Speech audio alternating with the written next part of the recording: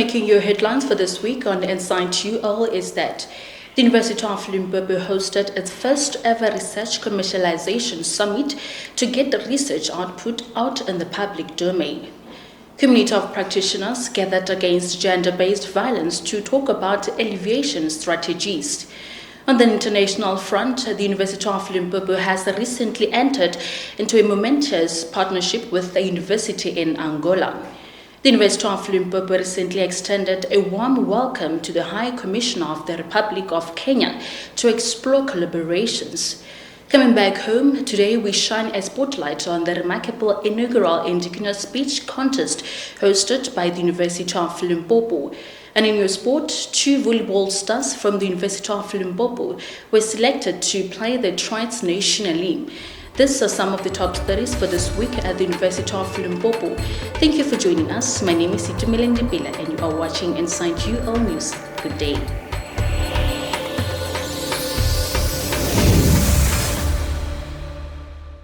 The University of Limpopo, through its Technology Transfer Office, organized an inaugural Research Commercialization Summit to create a platform for academics and industry stakeholders to share best commercialization practice and forge partnerships. The summit aimed to promote innovation, entrepreneurship, and stimulate economic growth among inventors and researchers. The event took place in Polokwane recently. Invited as a keynote speaker, Commercialization Executive at the Technology Innovation Agency, Brian Maluleke, highlighted the potential of academic innovations in driving economic growth. We operate within a system, and that system is structured in a manner that there's feedback loops and outputs of one component of the system become the inputs of the next. It's important to understand those things. With that, I'm going to hand on the mic to Tabule Bilo as our first panelist to share his perhaps reflections. Tabo, maybe a few reflections. One thing which is important to know about commercialization of research or R&D output is that it's not a linear process. You don't just say, because I'm here, I'll end up there. Professor Dr. Ndala was here now, and he was saying to you, they already, as researchers, are facing challenges. And some of the challenges are challenges within the compliance, regulatory processes that you have to go under. And besides that, it depends again on the technology that you are having. If you have cutting edge or what is called, groundbreaking research or outputs, you are in a more suited position to take your produce to market, as opposed to someone who has just research that is, research for the sake of research. And it is with this view that I would say, as UL and many other institutions, we should be in a position to structure our research in a way that it answers it answers to the needs of industry. If we don't do that, then you will never get too commercialized, because you'll do R&D, you'll have the results, you'll produce master students, you'll produce PhD students, but you'll sit with whatever outputs that come from that research remaining in the university. So research is about time that curriculum should be looked at, reconfigured to meet the challenges of today and the future. Talking about bridging the gap between academia and industry for the development of innovation solutions, Dr. Mboneni Mofe, who is the Deputy Director General for Socio-Economic Innovation Partnership at the Department of Science and Innovation, said that moving innovation from the lab to the market is a collaborative effort. When we talk about aspects of intellectual property, commercialization, there is a lot that goes into this kind of work. It's not just a matter of waking up and saying, I've got an idea, I'm going to make money. There's a whole lot that goes into that. There is the issue of identifying what intellectual property exists. There is an issue of making sure that it gets protected. And there is also understanding what protection is about. Because IP is not just there to be protected, it's actually there to be exploited. and us appreciating what exploitation is quite crucial. So next time when you see new innovation reaching the heights that they would want to reach, that they have to reach, not only in the country, not only in the province, but also growing globally and especially into our continent, it will really be because of this role that they're playing. And we also thank you for partnering the university.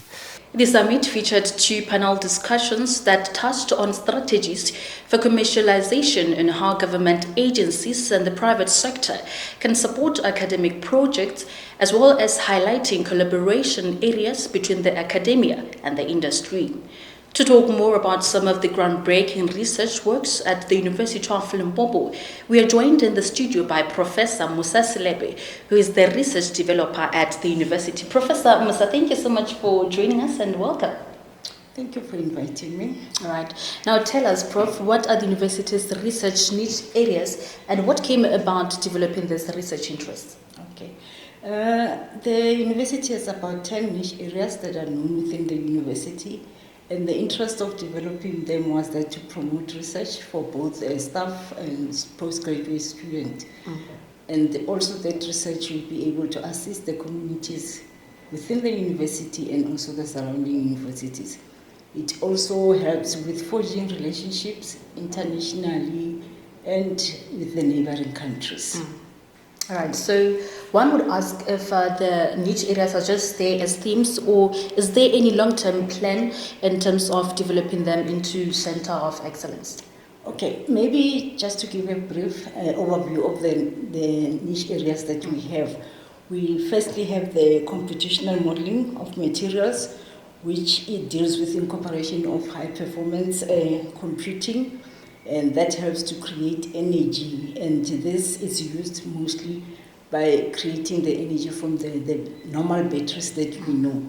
And we also have what we call the green technologies, which is the landmark research. And what happens there is that they concentrate on throughput automation and imaging systems by helping the crops to grow quicker so that they can be able to solve the problem of food insecurity. We also have the aquatic ecosystem health, which deals mostly with the fishes. What they do, they check the water within the Limpopo, if the water is able to host the fishes that are there and that they won't die, maybe if there's something wrong within the water. So that's what they do with it. And then we also have the indigenous knowledge systems, which also it deals with mostly is the academic, where it deals with the indigenous epistemologies, the language and paradigms, as well as the indigenous medicines that includes the food security or food safety. Then we have the complementary and alternative medicine as another niche area, whereby they use the medicines or the plants and herbs that we see all over, just because the traditional leaders are using them. So what they want to do is to check the efficacy of that, to make sure that people don't get poisoned or they don't overdose on that. So they also found that these medicinal plants have the anti-cancer, the anti-diabetic effects that can assist the people that are maybe suffering from those diseases. We also have the women's health, whereby they send out postgraduate students where they develop messages that they can give, especially to the teenagers, because we know currently there's a lot of high pregnancy. The high pregnancy rate is very high.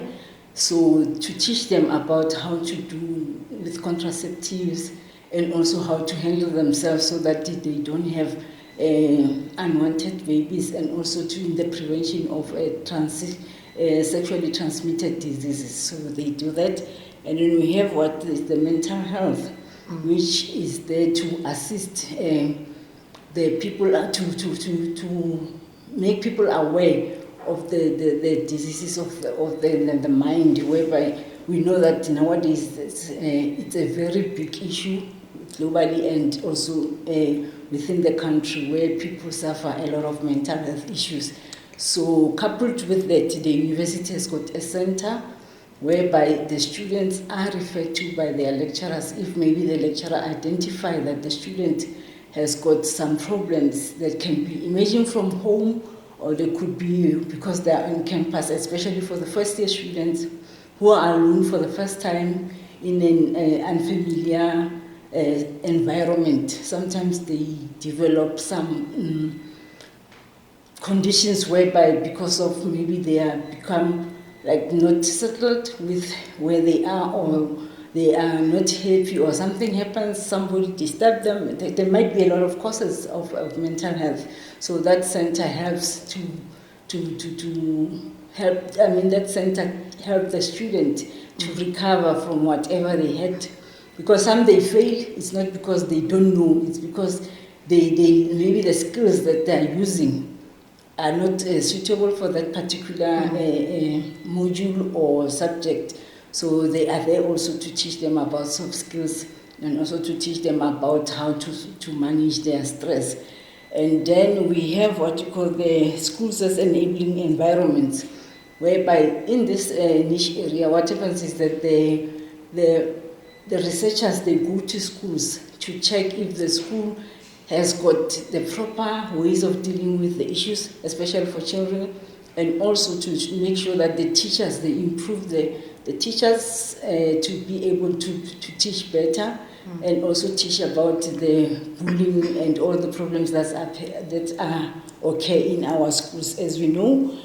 And then we've got the one of climate change and sustainability, whereby they just check the climate. We know that there's a lot of changes within the climate now. So they teach people in order to identify those problems or to foresee what's going to be happening in the future.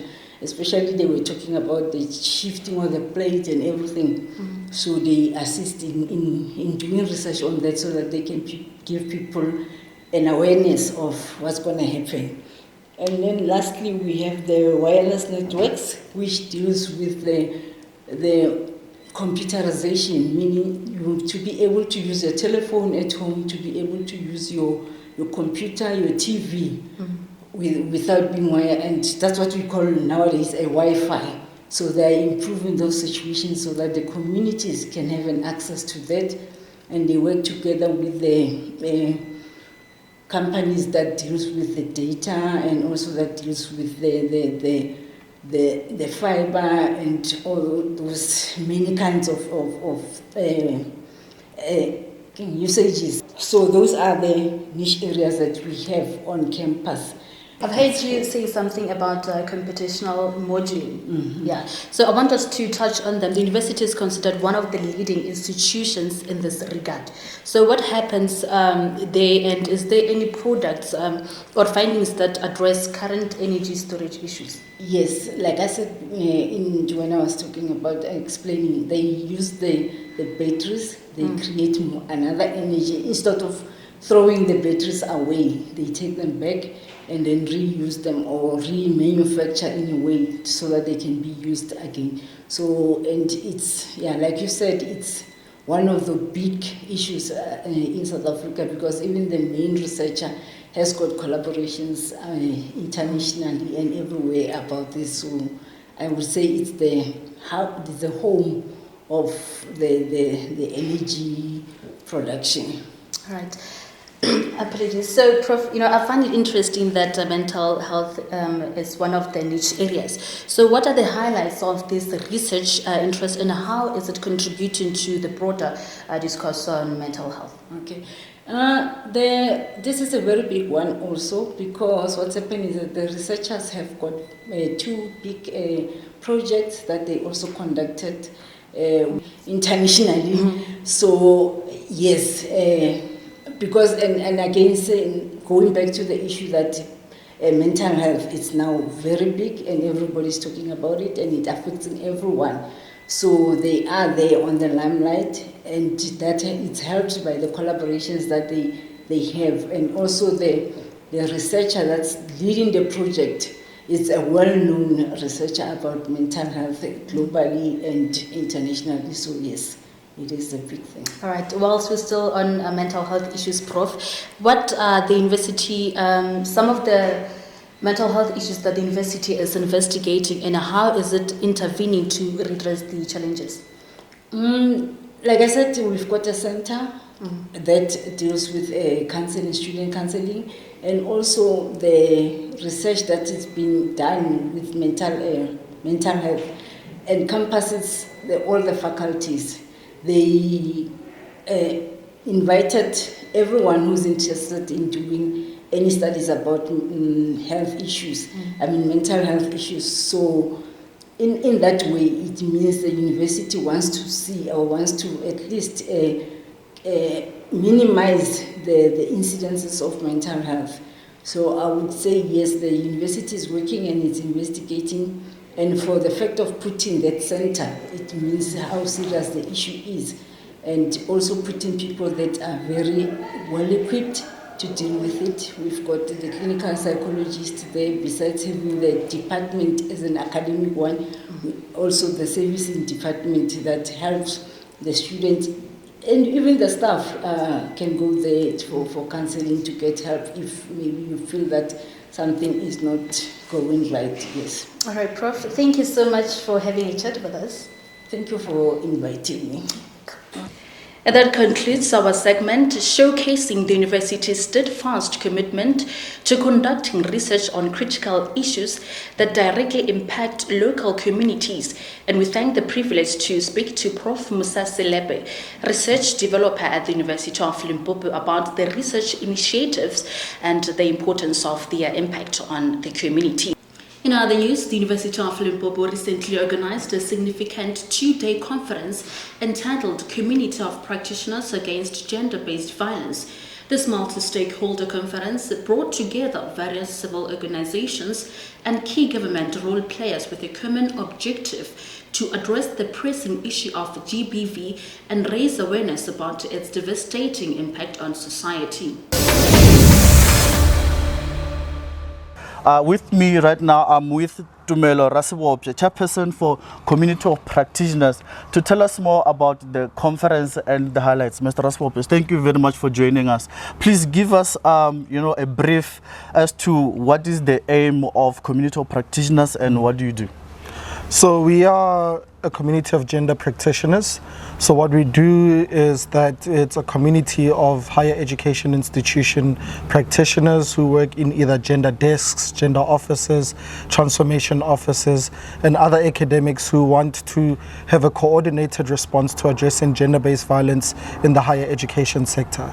So what we do is we meet annually, and we have programs also running in between where we share as much information as we can, educate as much as we can, and drive coordinated advocacy programs so that we ensure that there is one response that's common ground and a concerted effort towards addressing gender-based violence in higher education. And we think that if we get it right in the university space, it will also then have an overflowing impact in terms of the workplace from the graduates who come from it, and other graduates and academics in the work that they do. They can take that information and the advocacy work that we do and implement it in their own personal spaces. Mr. Rasibopje, thank you very much for your time and good luck with the COP. Thank you very much, and thank you very much to the University of Limpopo, the Gender Desk, the technical team, and their partners, University of Venda, for partnering with us in this conference and making it such a great success.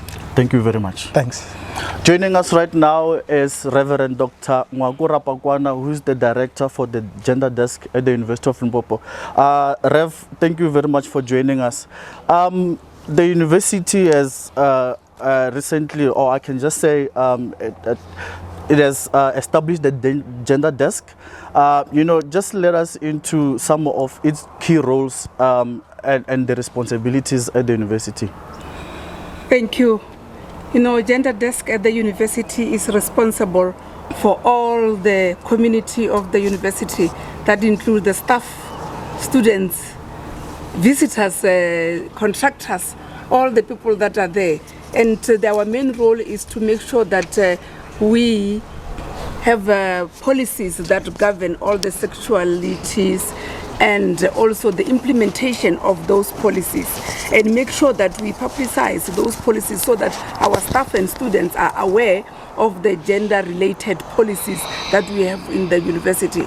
And also we are responsible for making sure that all those who are victims or perpetrators are reporting, and we investigate all the cases need be, and also we protect. The main thing for us is advocacy, where we are campaigning and telling people about how to prevent, how to take care of ourselves, how to protect ourselves as maybe we can be victims. And also we are running workshops and training for all our staffs and students, then we, so that they are aware. And also we are stressing the inclusivity on campus, because we do have those people who are saying yes, they are not confirming whether male or female, but they are part of us. Therefore we make the community aware of those members of our community who are also being LGBTQIA plus community. Being part of the COP, this gathering, this conference this week, please let us into how is the university and the university community going to benefit out of this? Yes, the university is going to benefit, because now we are not seeing ourselves, as a loner at the University of Limpopo, but we are collaborating with other universities where we are learning, where we share best practices, and from there we are going to implement it, at our university. And that is why all the technical Gender Desk technical committee members are here, and also the management, so that together we can be able to say, this is what we can take home, this is what we can change, this is what we can implement as University of Limpopo. Rev, thank you so much for your time. Thank you. On an international front, the University of Limpopo has recently entered into a momentous partnership with the esteemed University Rainer Njiga Mbande, in a significant step towards fostering international cooperation and knowledge sharing. These two prestigious institutions have inked a 10-year memorandum of understanding. The agreement encompasses a wide range of collaborative endeavors, including academic exchanges, student interactions, staff collaborations, and the exchange of academic information and materials. Under this MOU, the two institutions have pledged to promote a vibrant exchange of scholars, professors, lecturers, and researchers with designated faculties of each institution. This will provide an enriching opportunity for academic professionals to broaden their horizons, share expertise, and collaborate on groundbreaking research initiatives. The rector of University Rainer Njiga Mbande, Professor Eduardo Valentin, expressed his enthusiasm regarding the MOU, emphasizing the positive impact it will have on language proficiency. As the primary language of communication and instruction at URNM and Portuguese, the collaboration with the University of Limpopo presents an opportunity for students and faculty to enhance their English language skills, an essential component in today's globalized academic landscape. The most significant aspect of the MOU, which entails UL's provision of the necessary expertise and knowledge to support the establishment of Master of Science degrees at the URNM. This provision will ensure that URNM students have access to high-quality educational programs that align with the international standards, fostering academic excellence and professional development. Continuing with international matters, the Vice-Chancellor and Principal of the University of Limpopo recently extended a warm welcome to Her Excellency Catherine Mugai Mwangi, the esteemed High Commissioner of the Republic of Kenya. The purpose of the meeting was to explore the potential for collaboration between the University of Limpopo and Kenya, specifically in terms of student enrollment, academic partnerships, human capital development, and enrollment requirements.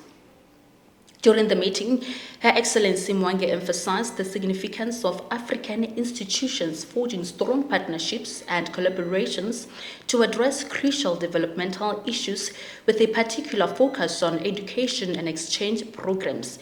She highlighted the importance of sharing knowledge, resources, and experiences to empower the youth and drive progress across the continent. We see ourselves working together in many of the areas. Not only have we signed many cooperation agreements, especially in the last 2 years, but these agreements are being implemented. And we see the benefit already, the benefit that is accruing to both countries. And just above even what we are doing bilaterally, on a multilateral level, we are again cooperating on positions, especially to do with the continent, and even on the multilateral level. So you see that if there are big issues being discussed at the AU or even at the UN, the two countries are speaking to each other, and where possible, we agree on positions just to strengthen, our voice in this area. So really, if that is the case, we will continue, of course, to work with that area. But then we look at what else can we do between the two countries. How do we deepen this relationship, especially to involve your regular citizens? This can't be just about companies. And in that area, we are doing several things, especially in the area of culture and sports and music and those things, which I always say they have no race or color. Artists and people in that field seem to be able to accept each other very quickly. So we are seeing what can we do as joint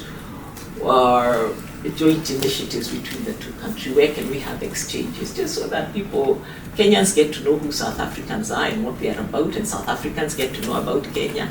I think the more we know each other, then the easier it will be for us to do even better business together. So this meeting between the University of Limpopo and Her Excellency Mwangi underscores the commitment of both entities to fostering regional cooperation and leveraging educational opportunities for students.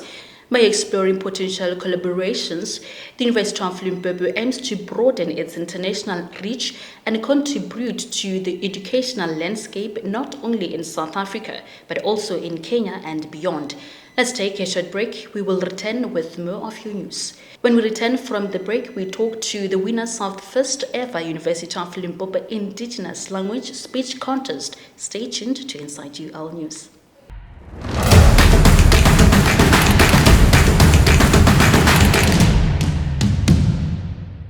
Thank you for staying tuned.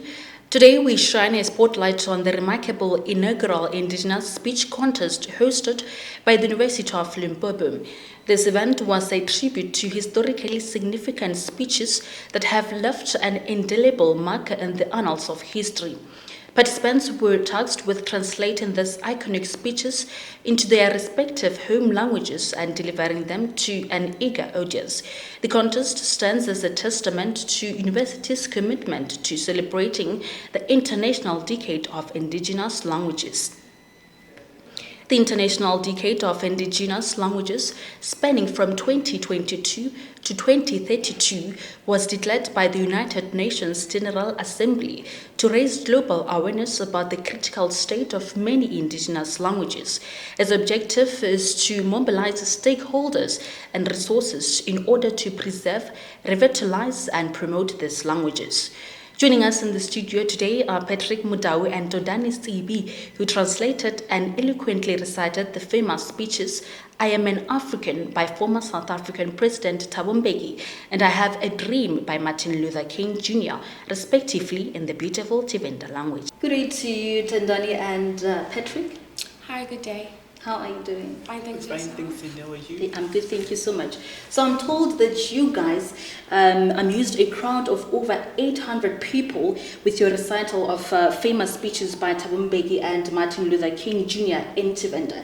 So I'm going to start with you, Tondani. How did you feel when you were translating the speech in "I Have a Dream" into your mother tongue? Well, Martin Luther King Jr. was a phenomenal man, and for me to be able to stand in a crowd and recite such a powerful speech was an honor. When I saw the competition, I made it a point to just join the competition and just recite it in the language I know best. And going on to recite it in front of a crowd, what did it mean to you? With my experience being at the University of Limpopo, I've discovered that not a lot of people speak the language Tshivenda. So I had the opportunity and the platform to be able to recite it in a language that people weren't familiar with, which is Tshivenda. So I felt as if a lot of people were learning my language and were being exposed to just how beautiful it is. All right. So, Patrick, how were your emotions when you recited "I'm an African" in your mother tongue? Did it resonate with who you believe you are? Thank you so much. Honestly speaking, I was so happy, and yes, it did resonate with who I believe I am. I mean, giving such a platform to recite a speech from one of the greatest political leaders in South Africa. It was such a very nice thing. I mean, it was such a very great thing to do that. I mean, being able to recite a speech by Thabo Mbeki in my home language, Tshivenda. So to me, it was such a very great platform to do that. Perfect. So what are some of the lessons that you learned from the contest? From the activities that were done early in the morning, I learned to South Africa, South Africa will be a better place to live. All right. Dondandi, would you say the experience was fulfilling? And if that's the case, in what way? Yes, it was quite fulfilling because Martin Luther King said he had a dream. And if we look back, the dream was to actually change the narrative, to be able to give Black people the right to be able to live in a world wherein there's equality. So I found it to be very fulfilling to be able to live in a world wherein he left a blueprint in which I am living for. So it was very fulfilling. Lovely. So what does this two trophies mean to the both of you? I see this trophy as a reminder that if I believe that I can do something, if I believe that I can go in front of a crowd and deliver what I know best, I might as well just have some victory of which I did. Akane chichipuga chitoamba zvinji kukuma pezi yazviwanisa chiamba uri chautothoma ichivenda nacho ndi luambo oruwerawo kha 11 official languages dza pan Africa Chipembe. Zvino chichipuga chidova chine chadzirero mukhumbudza uri utwamba ngohoi arina tenda kaini munini ndozviita. Beautiful. Patrick and Tondani, thank you so much for making time to have a chat with us today. Thank you. Thank you so much. Let's take a short break. We will return with your sport news.